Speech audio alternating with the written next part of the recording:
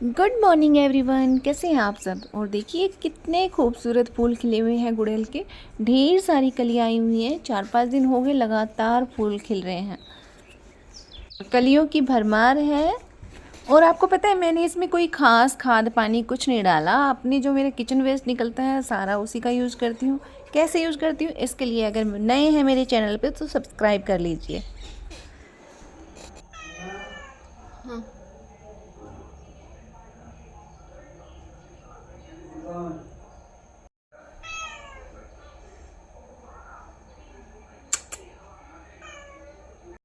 और ये देखिए छुटकी की मॉर्निंग हो गई है। वैसे इसकी मॉर्निंग 4 बजे हो जाती है। उसके बाद खा पी के फिर से जब हम काम पे लग जाते हैं तो ये दोबारा से सो जाती है अनाज की टंकी पे अपने टॉयज़ के साथ। अब ये उठी है तो ये सुसु पोटी करके आएगी, इसलिए मैं इसको ऊपर छत पर छोड़ के आऊँगी।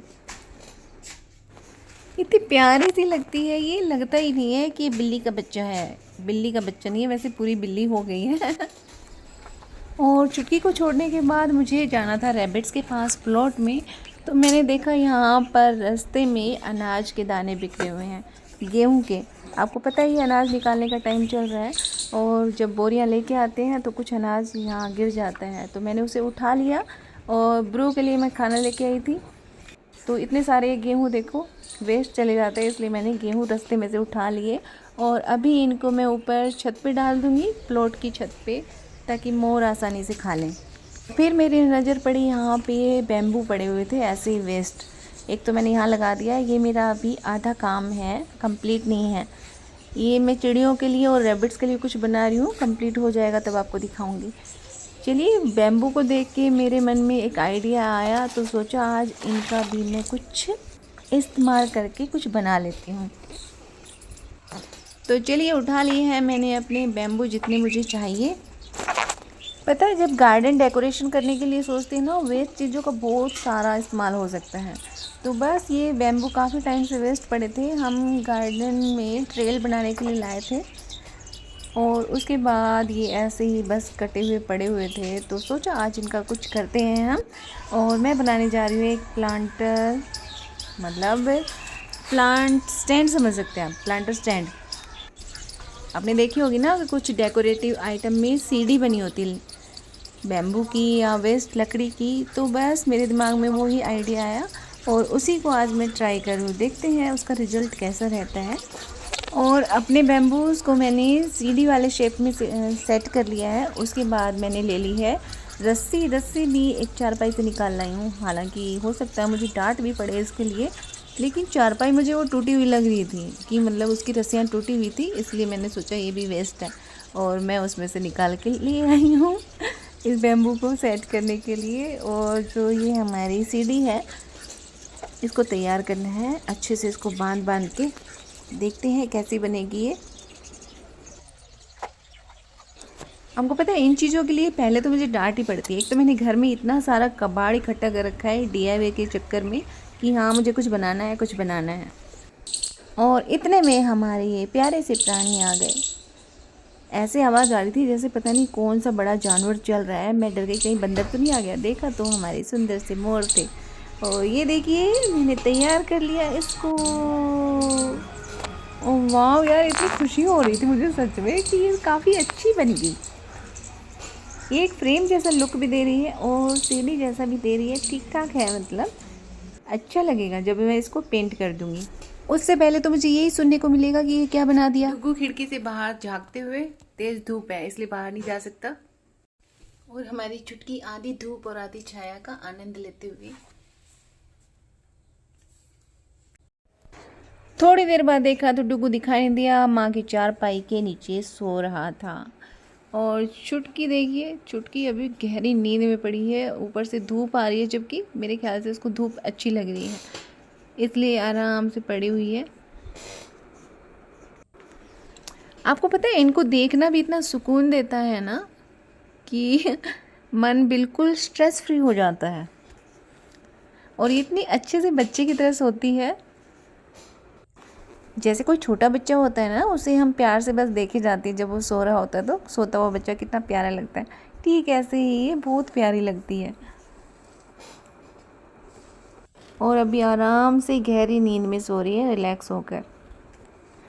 और फिर 1 घंटे बाद छुटकी उठ गई, उठ के अपना पानी पीने लग रही है और फिर आ गई है बेड के ऊपर। मैंने धुले हुए कपड़े डाले थे ऐसे ही बस, और अब ये कपड़ों के ऊपर आराम से सोएगी, क्योंकि इसको है ना कपड़ों के बीच में घुस के सोना बड़ा अच्छा लगता है। और अभी बस थोड़ी देर में ये सोने वाली है, इसकी नींद पूरी नहीं हुई है। बिट्टू आंखों में नींद है इसके। क्या हो गया? सो जाओ, सो जाओ चुटकू।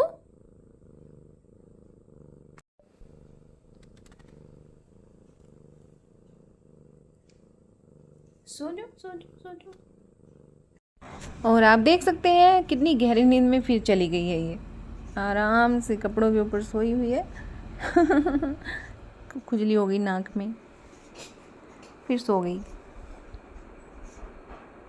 तो चलिए बच्चे हमारे सो रहे हैं और दोपहर के खाने का टाइम हो गया है, तो हम बना लेते हैं अपना खाना। और अधिकतर गर्मी में हम दाल चावल, छोले चावल, राजमा चावल, ये सारी चीज़ें दोपहर को बनती हैं।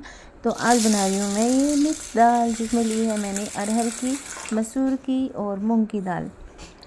इसको अच्छे से धो लेंगे। और हाँ, ये जो पानी है ना, ये पौधों के लिए अमृत होता है, तो कभी भी इस पानी को हमें फेंकना नहीं चाहिए, क्योंकि इसमें बहुत सारे पोषक तत्व होते हैं जो पौधों के लिए बहुत ज़रूरी होते हैं। तो ये जो पानी होता है, इसको हम पौधों में डाल देंगे। किचन से निकली हुई कोई भी चीज़ वेस्ट नहीं होती। अभी प्याज का हमने छोक लगाया, तो प्याज के छिलकों का भी हम पौधों के लिए यूज़ करेंगे। और अभी धो लेंगे हम चावल, और चावल का भी जो पानी होता है उसे भी हम पौधों में ही डालेंगे, क्योंकि चावल के पानी में भी बहुत सारे पोषक तत्व होते हैं जो हमारे पौधे की ग्रोथ के लिए अच्छी होती है। उससे कहते फूल और कलियां बनती हैं, और जो हमारी पत्तियां हैं वो शाइनी बनती हैं, उनमें काफ़ी अच्छी शाइन आती है और हमारे पौधे मुरझाते नहीं हैं।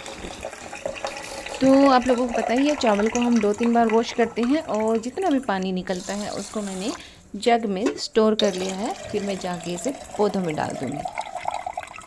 तो इस तरह से हमें फ्री का एक फर्टिलाइज़र मिल जाता है और कोई मेहनत नहीं करनी पड़ती। तो चलिए, अपने चावल भी चढ़ा दिए हैं मैंने।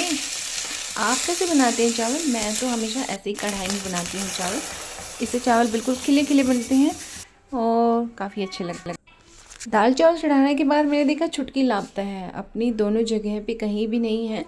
तो ढूंढने पे दिखाई दी है दरवाजे के पीछे। तो देखा आपने कितनी जगह बदलती है ये सोते सोते। अभी थोड़ी देर बाद देखिए ना, फिर कहीं और मिलेगी। तो आज की वीडियो में हमने 2 फ्री के फर्टिलाइज़र बनाए, दाल चावल का पानी और प्याज के छिलकों का पानी। और ये देखिए, हमारे गवर्नमेंट स्कूल के फिज़िक्स लेक्चरर खाना खा के अपने बर्तन तक नहीं उठाए और गहरी नींद में सो गए। छुटकी ने अपनी पोजीशन अब यहाँ पे ले ली इस मैट पे आके, और ये छुटकी के भ्राताश्री आ गए हैं अपना लंच करने, और पूरे अधिकार के साथ ऑर्डर देते हैं ये कि खाना ले आओ मेरा।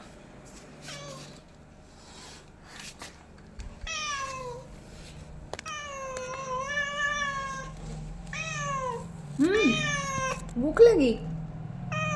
हाँ, अच्छा लाती हूँ, ला रही हूँ। अरे ला रही हूँ बाबा, ला रही हूँ, ला तो रही हूँ। लो लो लो, अच्छा लो।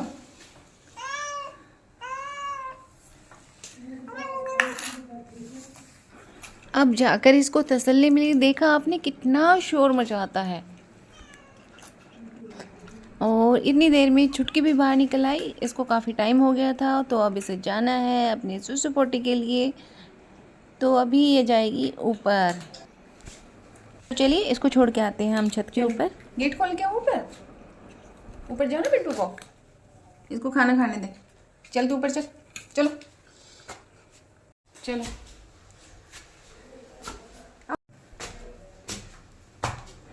और तपती गर्मी में ठंडक लेने पहुंच गए हैं हम छत के ऊपर।